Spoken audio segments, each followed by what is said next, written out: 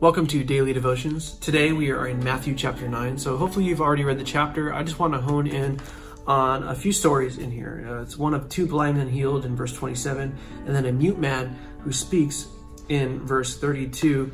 I don't know if you've seen the movie The Pursuit of Happiness. It's with Will Smith and his son Jaden Smith. In the movie, his son tells him a story about a man who was drowning. And he cries out to God, "God, please save me." And just then a boat pulls up and says, "Hop on." And he goes, "No, thank you. God will save me." The boat goes away. He says, "God, save me." And another boat pulls up and says, "Hop on." He goes, "No, thank you. God will save me."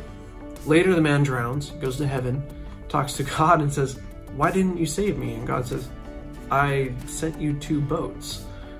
Talk about missing the point completely.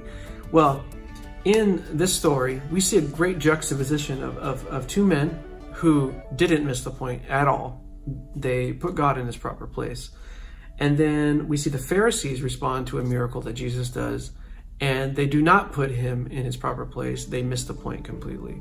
They let the boats fly by as they drown. And so let's read in Matthew chapter 9, verse 27. It says, "When Jesus departed from there, two blind men followed him, crying out, 'Son of David, have mercy on us.' When they had come to the house where he was staying, the blind man came to him and said, 'Son of David, have mercy on us.' Jesus said, 'Do you believe I'm able to do this?' They said, 'Yes, Lord.' Then he touched their eyes, and he said, 'According to your faith, let it be done for you.' And their eyes were opened." Okay, so a few things here. The blind men, number one, were persistent. They followed him. They followed him all the way into his house. And so they didn't just say, "Hey, can I?" No, okay. No, they were persistent. They followed Jesus. Why? Because they were putting Jesus in his proper place. They believed him to be the Lord. Notice it says, they say, "Have mercy on us, Son of David." Now, it was well known in this culture that the Messiah would come through the line of David. So by them saying, "Hey, Son of David, have mercy on us," they were, again, putting Jesus in his proper place. The Son of David, the Messiah, the Lord. In fact, they say to him, when he says, "Do you believe I can do this?" They say, "Yes, Lord." So we need to remember when we're coming to God with our requests that we need to put Jesus in his proper place, like these blind men do.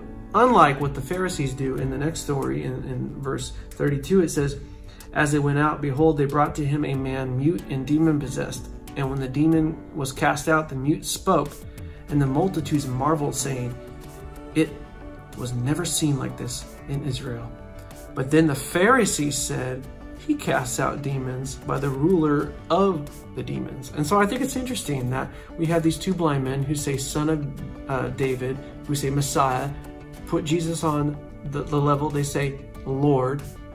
And then we see the Pharisees respond to a miracle by saying, "Oh, son of the devil," son of the demons. Very interesting.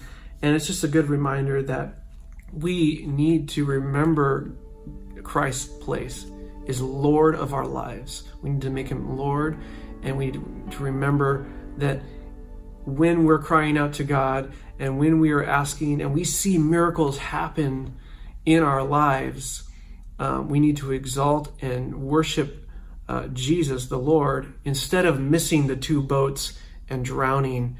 And so that is what I have for you today. I love you guys, and I will see you tomorrow for Matthew chapter 10.